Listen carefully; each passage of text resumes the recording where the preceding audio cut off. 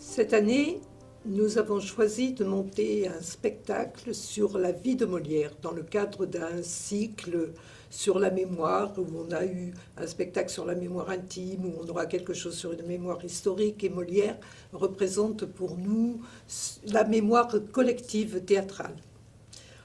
Je suis partie d'un roman qui a été écrit par un auteur russe, Mikhail Bulgakov, qui était grand admirateur de Molière, un roman très documenté et très amusant, plein d'humour aussi. Et nous nous sommes emparés de ce récit pour en faire une adaptation théâtrale qui est jouée par 4 comédiens. 4 comédiens qui, chacun, en sait plus que l'autre sur la vie de Molière. Si bien que ça va créer une espèce de jubilation, de frénésie entre eux. Chacun veut en raconter un peu plus. Ces pays pénétreront les mots de celui que vous mettez au monde maintenant. Oui, les mots de cet enfant seront traduits en russe, En anglais, en allemand, en hollandais, en danois, portugais, polonais, turc. C'est possible, Non, monsieur. ne m'interrompez pas, madame. En grec, en hongrois, roumain, tchèque, suédois, arménien, arabe. Monsieur, vous me stupéfiez. On composera des imitations de ces pièces. Des érudits en feront des analyses détaillées. Et il influencera les écrivains pour les siècles à venir. Ces pièces seront jouées sur toutes les scènes du Les monde. comédiens prennent donc en charge la narration, mais vont aussi incarner les personnages de la vie de Molière. Et cela par un simple truchement de mettre une perruque ou des lunettes. Aumet purgatitum, Belle grande dame, fiévra. cum redublamentis. Mysterium donare. Grandam dolorem capitis. Et grandum malum coste. Postea segnare. Cum grande dame difficultà. On verra aussi comment s'est construit son goût pour le théâtre et l'influence de son grand-père, Louis Cresset, qui l'amenait tout enfant voir les battleurs sur le champ de foire ou sur le pont Neuf. Je suis votre servante, monsieur. Mais à la vérité, je vous le dis tout net, je ne resterai pas un jour de plus dans cette maison. Insolente! Je suis malmenée. Insolente! Cherchez-vous donc quelqu'un qui accepte vos cris à longueur de journée. Je n'aurai pas le droit de me mettre en colère. Ne suis-je pas le maître ici? Oh, celle-ci se plaint que je la querelle, mais il y a bien de quoi quereller. Elle a presque laissé brûler ma blanquette de veau. Que vais-je manger ce midi, ma bonne blanquette? Et c'est ainsi qu'en opposition à son père, qui voulait qu'il devienne tapissier du roi comme lui, eh bien, Jean-Baptiste, fils Poquelin, a choisi de devenir acteur. Et dans les premiers jours de janvier 1643, il se présenta devant son père et déclara tout net Qu'il ne serait pas avocat. Tu ne seras point avocat. Non, Et pourquoi cela, monsieur? il ne me plaît point de plaider. Cela ne te plaît pas. Non, et je vous le dis tout net, je ne serai ni avocat, ni notaire, ni docte. Je saurais t'y forcer. Vous n'aurez pas ce cœur-là? Quoi, je n'aurais pas pour moi les droits d'un père? Non, ce serait se montrer indigne de vous. Je me moque de cela. Il vaudrait mieux 100 fois que vous acceptiez de bon cœur le seul métier que je veux faire. Et quel métier, monsieur? Acteur. Acteur. Acteur. Acteur! Acteur.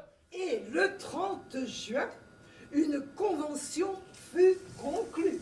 L'acte annonçait la création d'une nouvelle compagnie sous le nom de l'Illustre Théâtre. Date à partir de laquelle notre Jean-Baptiste Poquelin disparaissait. Pour renaître sous le nom de... Molière. Molière. Pourquoi ce nom? Mystère. Alors, on va suivre aussi ses débuts au théâtre, avec l'Illustre Théâtre qu'il vient de créer, avec Madeleine Béjart. Il va vivre des déboires, il fera de la prison, il va être obligé de quitter Paris, il part sur les routes. Cela va durer 13 ans, son errance. Et il va être obligé, alors que lui voulait être tragédien, il va être obligé de se mettre à écrire pour nourrir la troupe et faire rire et le peuple et les courtisans, d'écrire des farces. On va suivre aussi ses amours et ses désamours. Il est tombé amoureux de la petite Armande, dite Menou, qui a maintenant 16 ans, qui était ou la sœur ou la fille de Madeleine. Les rues maintenant sont sombres. Enveloppé dans un manteau, tout sautant dans l'humidité de novembre, où va Molière? Il se hâte vers un bon feu de cheminée pour rejoindre Madeleine? Non, pas Madeleine, mais vers quelqu'un qui l'attire plus encore. Il a hâte de retrouver Armande, la petite Menou, qui a maintenant 16 ans. Et cela, Madeleine le sait. Elle a tout pardonné. L'épisode lyonnais avec la Duparc, elle s'est réconciliée avec la Debris, mais cela...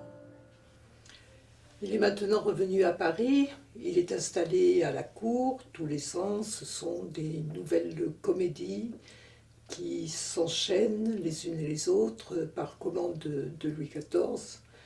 Mais il essuie des déboires et surtout des rivalités, des cabales, quelquefois la censure.